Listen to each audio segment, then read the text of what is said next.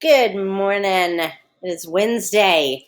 We are continuing to analyze poetry. Put here on the slide some information for you to check out. So today is Wednesday. We're going to be doing The Road Not Taken. You should have already done Dream Deferred and watched a little short film. That was what we did on Monday and Tuesday. This video is for Wednesday and Thursday. You can watch it all at once and do your assessments and be done today on Wednesday, or you can split this up. I'll tell you when to split, like when to stop and pick up with tomorrow. Today, I would shoot for analyzing the poem, The Road Not Taken, and then do the other poem that we're going to analyze on Thursday, if you want to split it up. If you don't, just watch the whole thing. We're going to do an activity where we practice annotating in a Google Doc. It will be attached and it says practice on it. And all that means is I want you to go in there, and as you read the poem, I want you to use the highlighting tool. I want you to highlight things, like use your cursor and choose the words and go up here and highlight things. I've got a certain color for each element, so try to find that style of annotating that works best for you. And the only way that you can really find the style of annotating that works best for you is by doing it. I know. You gotta do the work. Oh. Then on Thursday, we're going to, again, take an assessment over the poetry that we have analyzed this week. Pretty short. I think it just has 5 or 6 questions. All right, let's jump right in.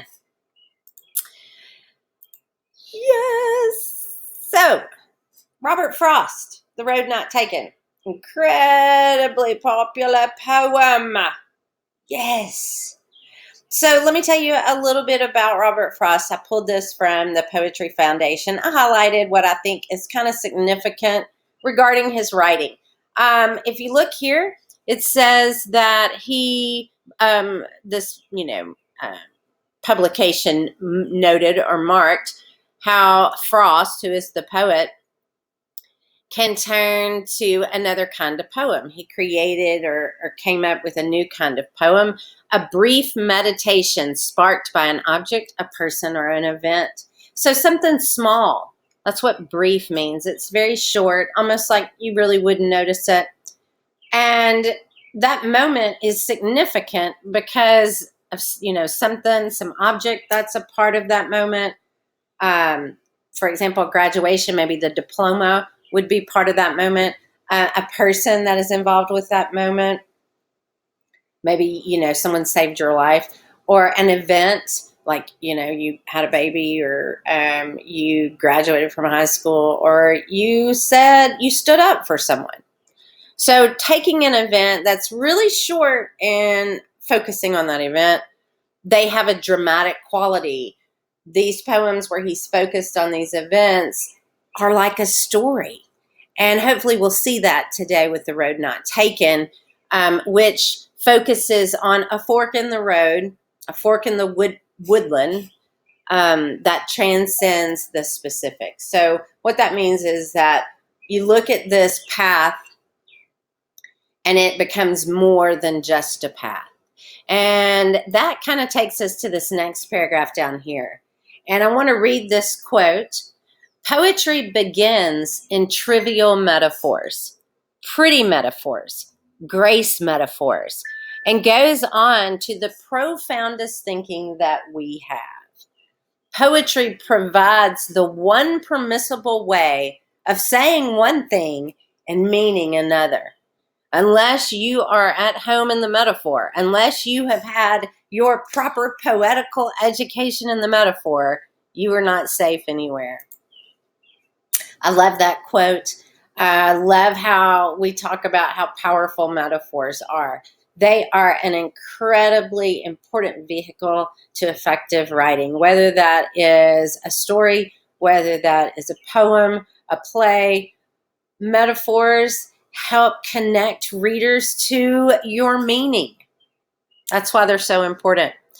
So, things that we want to look for today as we annotate are going to be metaphors, that direct comparison. When I say life is a storm, because we had one last night, so why not go with that? Imagery. We want to look through the poem for any imagery, and these are appeals to our five senses. When we think of a storm, we think of, how does it sound? How does it feel when the wind or the rain touch your face, or get in your hair? What does it look like? Is it dark? Is it have a lot of lightning? Is it scary? Rain has a smell to it. Like storms the air is heavier and it has a smell to it. So you could even, stick your tongue out and taste rain if you wanted to. So you can definitely see how it's important for a writer who is trying to make you experience something the same way they did. They have to appeal to all of those senses so that you know what the experience feels like. Alliteration, this gives words that sing-song quality. It helps us remember because that sound at the beginning of the words is catchy. So Bob bakes bread. All those B's go together. The rhyme scheme, we talked about this earlier this week. We talked about this when we read the prologue to Romeo and Juliet.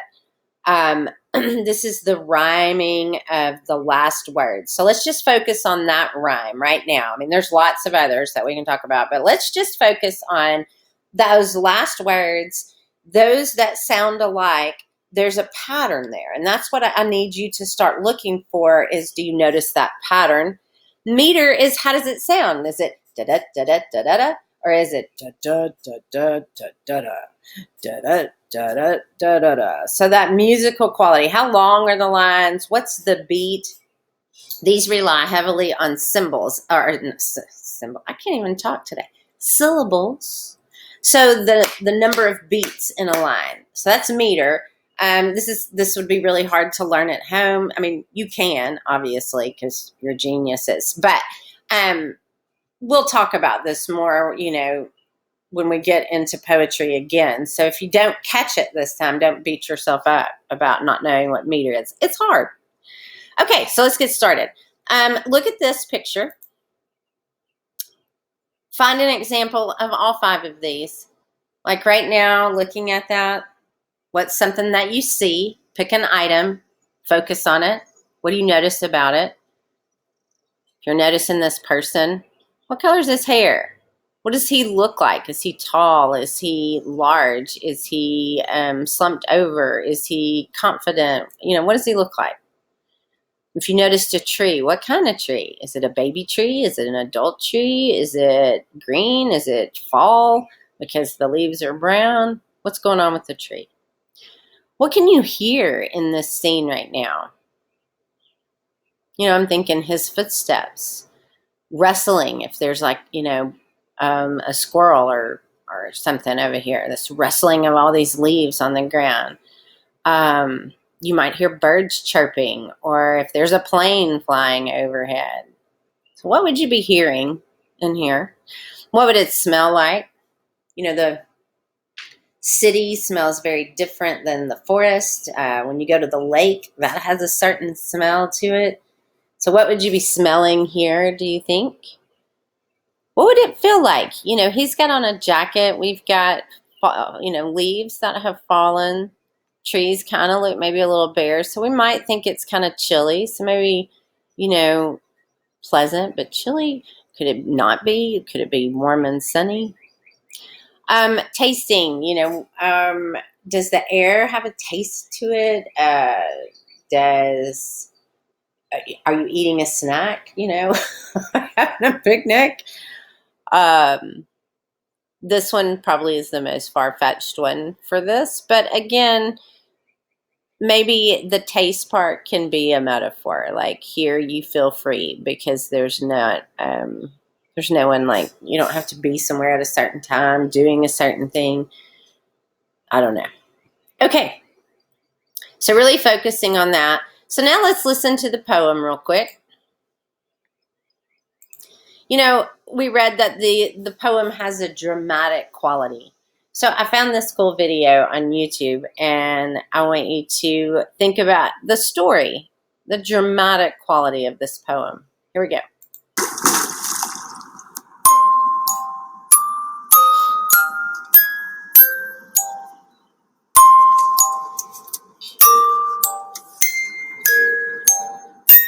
The Road Not Taken by Robert Frost.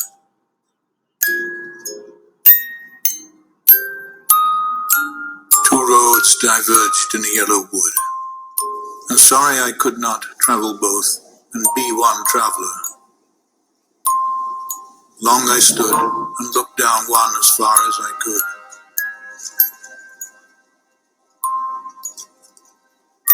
To where it bent in the undergrowth, then took the other, just as fair, and having perhaps the better claim, because it was grassy and wanted wear.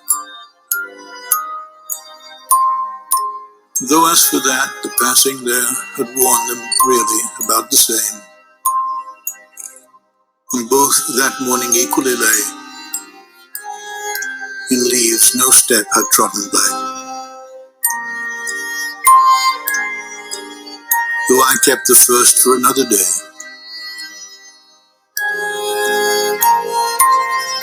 yet knowing how way leads on to way, I doubted if I should ever come back.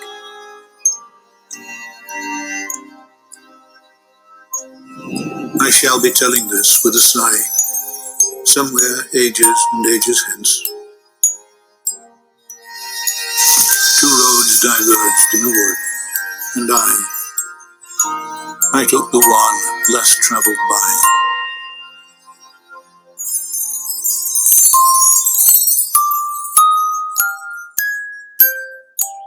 And that has made all the difference.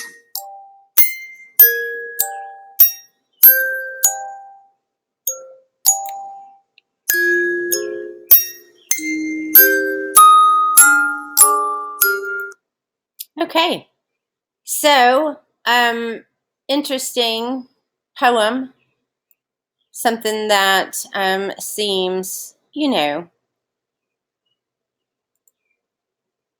like an everyday occurrence. It's just really way more important than what we understand.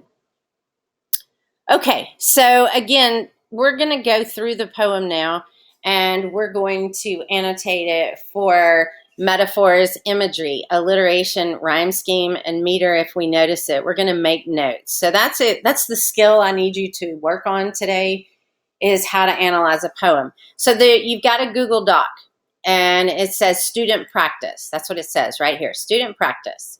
Here are your, reminders of how to annotate. And I would like for you to go through this poem and try to do these very things. So do you notice anything about the meter? Maybe you could even write the lines are really short, and so the beats, pretty quick. If you notice the stanzas are different, you can change the font on those stanzas if you're having problems finding those. It looks like this poem has 4. Highlight important words in green. Highlight figurative language like metaphors or alliteration or imagery in this, teal or aqua color. And then type and make yourself some notes down here where it says notes. If you keep scrolling, this is your second poem that we're going to do. If you want to do it in 2 sessions, you can do this poem tomorrow, and just keep working on this one. Okay, so if you want to go ahead and stop and work on this by yourself, you can. I'm going to also attach what I'm calling the teacher copy or the answer copy. So this is where I've done what I've asked you to do. And if you need support, you need to know, I don't know, Miss Ritchie, I have no idea what you're talking about, then read this one. So here we go. Notice I've got this in the teal color, 2 roads. That's the metaphor. And, again, we've got the image of the man standing there, and he's got 2 paths that are divided, and he has to make a choice. So those 2 roads represent our choices. That fork in the road represents a time when we have to make a decision. And then he describes the paths here. He says, 2 roads diverged in a yellow wood, and sorry, I could not travel both. He's sad that he can't take both roads, but he's only one person. So you can only make one choice. And he stood and he looked down both roads. This is him making a choice. And notice he says, and I could, to where it bent under, or where it bent in the undergrowth, people had been maybe down that path before. And so he could glean or learn about this path from the people maybe that had gone before him. So that's the significance of this undergrowth, is the grass and the little trees that are sprouting. And when we step on them, it smashes them down like that. And so that's where he says it's bent in the undergrowth. So he could tell that people had been down this path. But he took the other one just as fair. There's no difference there.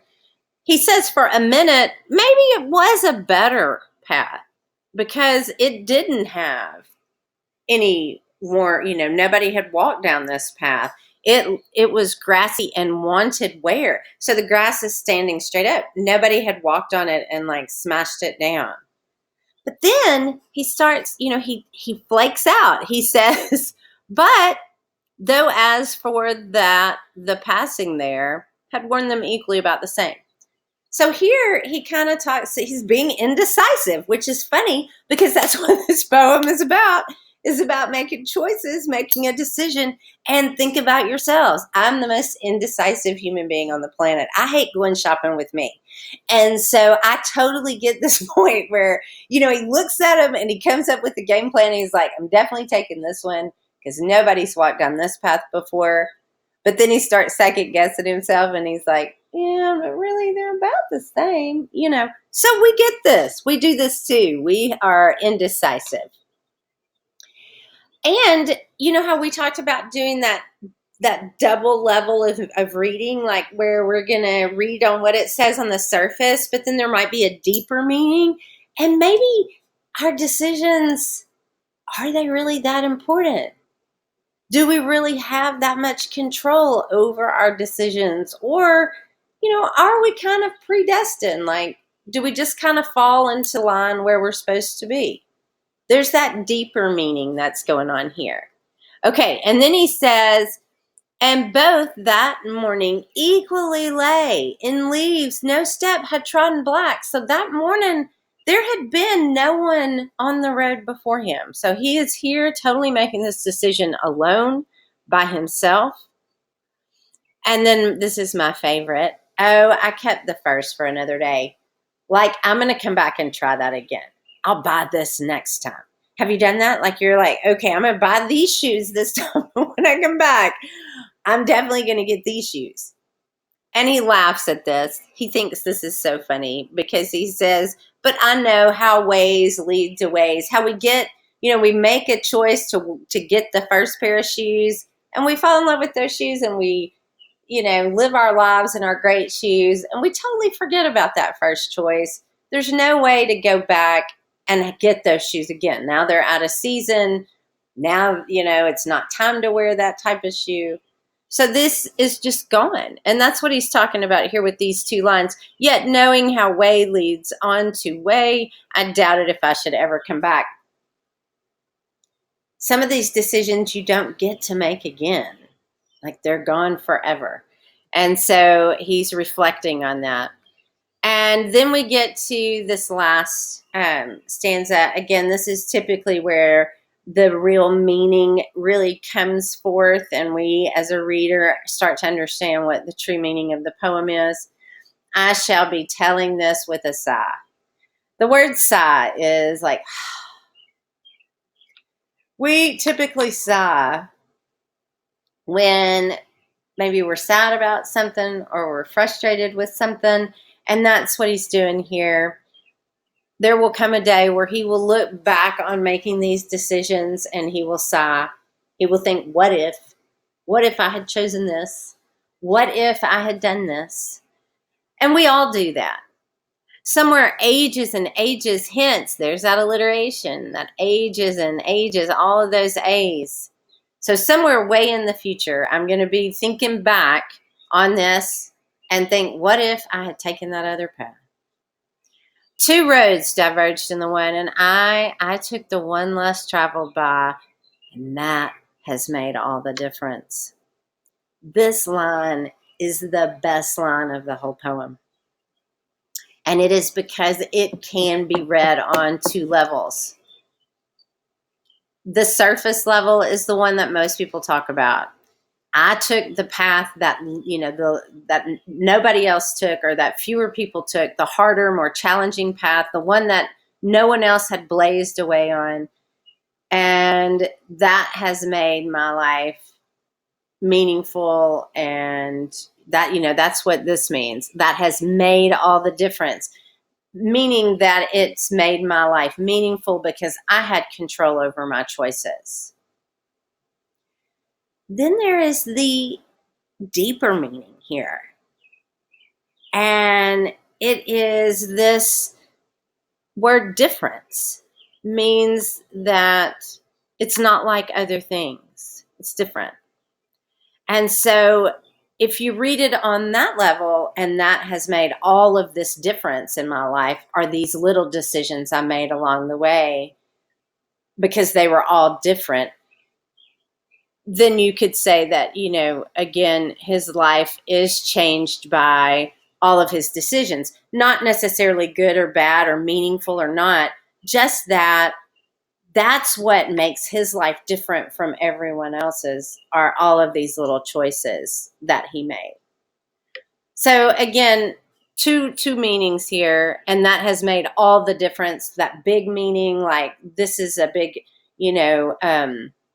meaningful act to make decisions, or that really making decisions in that big of a deal. It is just what makes us different from each other, because we always make different choices. So here's where I wrote my notes. I went back and looked at the rhyme scheme. If you'll notice, I highlighted those in yellow, those that rhymed. And what I found was, it looks like the first line of each stanza, the first, the third, and the fourth line all rhyme, right? Did you notice that? That's in every stanza. Okay? So we still have the same pattern of rhyme going on. Okay? That's a rhyme scheme. This does have a meter. There are about 9 syllables in each line. And there would be 4 iambs in each line.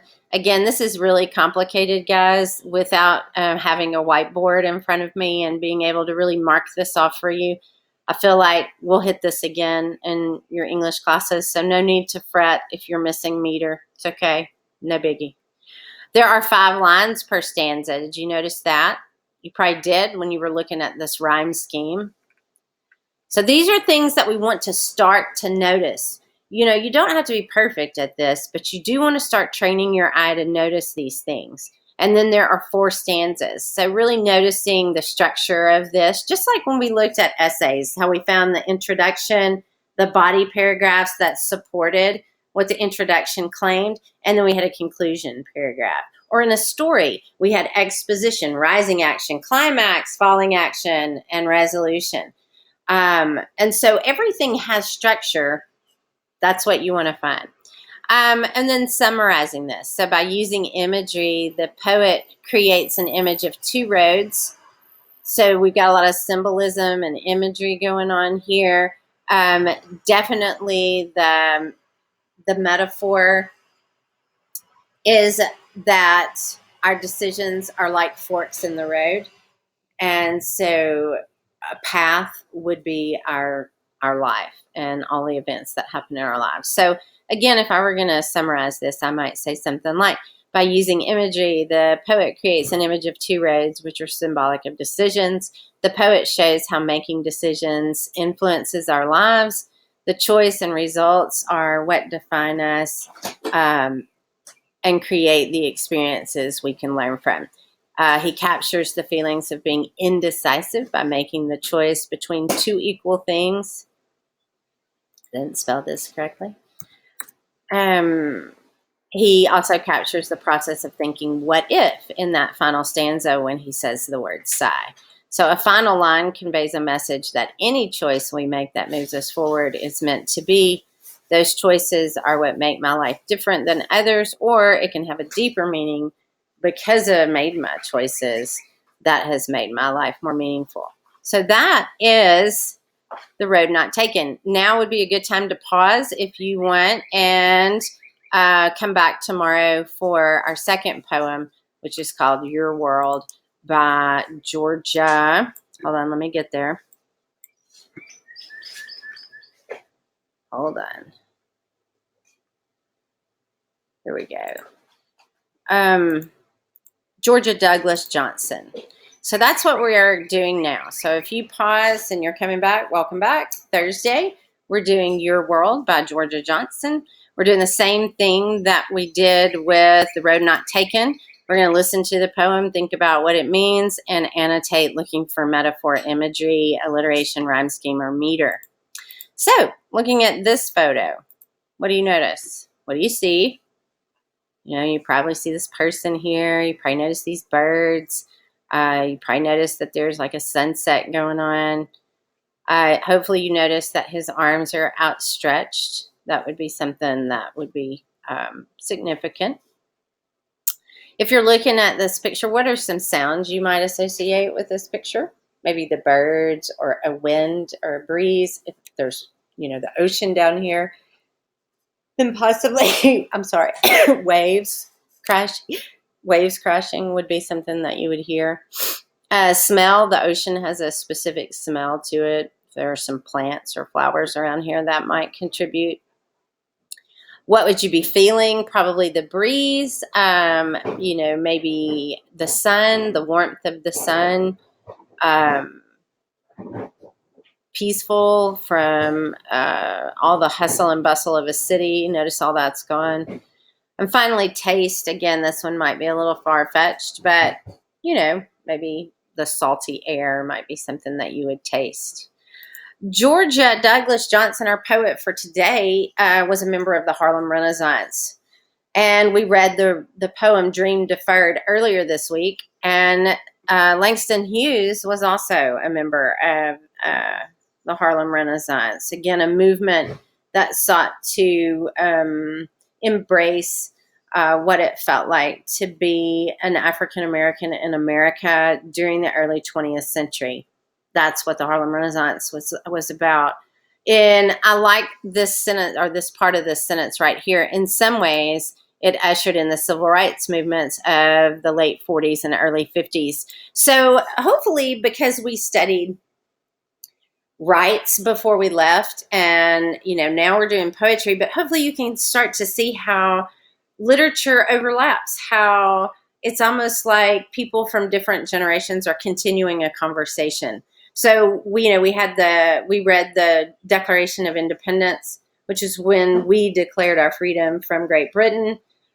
We read the Gettysburg Address by Lincoln and started looking at the Emancipation Proclamation when slaves were freed in the United States. And then now we're looking at the Harlem Renaissance, you know, like so many years after the Emancipation Proclamation. Did all of those things really come to fruition? Did we abide by the act that we wrote? And the answer clearly is no. And we see that in the early 20th century, and then we see that in the middle of the 20th century with the civil rights movement. So you're kind of getting to see the buildup to the Martin Luther King material we read right before we left for spring break. So kind of cool. But that's what she is writing about in her poem called Your World. Again, we're looking for these literary elements as we read it. You're going to go back to your Google Doc. You're going to go past The Road Not Taken. And you're going to try to annotate here. Again, pretty short. It's only got 3 stanzas. So look at your end rhyme, look at your metaphors, and attempt to make some notes. And then you can even, again, type your notes down here. What are some insights, some things that you really noticed? This is you practicing understanding what you read. I can't do this for you. Like your eyes have got to go over these words, and you need to tell me what pops up in your brain as you read those. That's reading. That's what we need to be working on. All right. So the answers for today, let's go over those really quick. Again, there is some rhyme here. Notice in yellow on the end, we were annotating in yellow for our rhyme pattern, and we have one. It looks like the second and the fourth line always rhyme. So our lines are really short. I don't think there's any formal meter here. I could be wrong. Again, this is analyzing poetry. Nobody's perfect. And then we've got some blue notes here about the main ideas. So your world is as big as you make it. There's that as. That's usually a simile. So we also have some imagery right here in the narrowest nest in a corner. So your world is as big as you make it. I know, for I used to abide in a narrow nest in a corner. So here we have this image of a bird in the corner with their wings really pressed close to their sides. So this person is making themselves into a bird. There's the metaphor. You're a bird, and right now in this first stanza, you're all hidden, scared. That's what we think of when we think of someone in a corner. We either think they're in trouble or they're scared and they're hiding. And that's the image that we have here, with the wings pressed close to their side. Then we go to the second stanza, but I sighted the distant horizon. So horizon is, where we see the sun and the earth meet, out there. And so that represents opportunities, like every place we could go and everything we could see and everything we could do, where the sky encircled the sea. And I throbbed with a burning desire to travel this immensity. So again, here you've got the bird now seeing everything out there and really wanting to experience it. That's a burning desire. And it's immense, meaning it's huge. The choices are forever. I battered the cordons around me and cradled my wings on the breeze, then soared to the uttermost reaches with rapture, with power, with ease. So here, cordons, these are things that prevent us from moving. And then we've got cradled and soared. Thinking about flying, you would cradle the wind, and that's what lifts up your wings. And then soaring, meaning that you are, really high above the earth. And then I love this last line. This is an example of parallel structure: with rapture, with power, with ease. And these are great words. Rapture means extreme joy. Power means strength. It's really strong. And ease means it's very simple. It's, no problem. Again, there was a rhyme scheme here. It looks like the second and fourth lines rhyme. Meter, I didn't notice anything. I didn't, if you had to look up the word cordons, then you might have made a note about that. We definitely have a metaphor here. The person, we are birds. Our wings are our ability to fly. That's what lets us have experiences. The flying, the actual living life and making choices is what it's all about. The horizon and the skyline sort of represented our future, the places that we could go. And thinking about the context of this is really important. The Emancipation Proclamation had just happened, a few decades before. There had been a mass migration from people from Black people in rural areas. They were all moving to these new urban areas. Again, full of new opportunities and things that you could try that you could never try before. So sort of echoing what we hear in the poem. By using imagery, and here's my summary. By using imagery and a metaphor, the poet translates what it's like to have the entire world in front of you to explore. The wings represent our abilities, and the wide open sky represents our experiences. The first stanza, and notice our structure here, the first stanza conveys fear of the unknown. The second conveys the desire is stronger than the fear. Like eventually something has to win. And usually we have something that we desire more than being afraid. And then the final stanza conveys the joy of living and having experiences. And on that note, let's listen to this poem really quickly. Your World by Georgina Douglas Johnson, animated by Antonella Simón. Does it have a Your dramatic world is as big as you make it. I know, for I used to abide in the narrowest nest in a corner, my wings pressing close to my side. But I sighted the distant horizon, where the skyline encircled the sea, and I thrilled with a burning desire to travel this immensity. I battered the corners around me and cradled my wings on the breeze, then soared to the uttermost reaches with rapid, with power, with ease.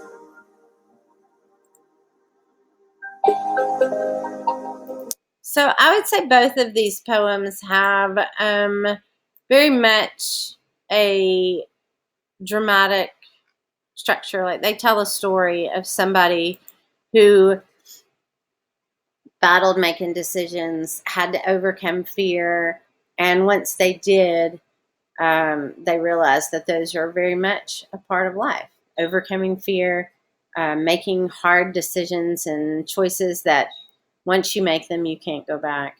Okay, so earlier this week we talked about dreams and wishes. We read Dream Deferred by Langston Hughes and watched a short film called The Grant, The Wishmaster. Was that it? Yeah. And then we read The Road Not Taken by Robert Frost. We just finished up Your World by Georgia Douglas Johnson. So now it's your turn. You have a Google form, and it's called the Poetry Week 2 Assessment. You've just got a few questions here about the poems. That is due by the end of the day, Thursday. So again, Wednesday and Thursday, you should be practicing annotating and take your Google assessment. On Friday, we will journal. I will see you then. Have a good day.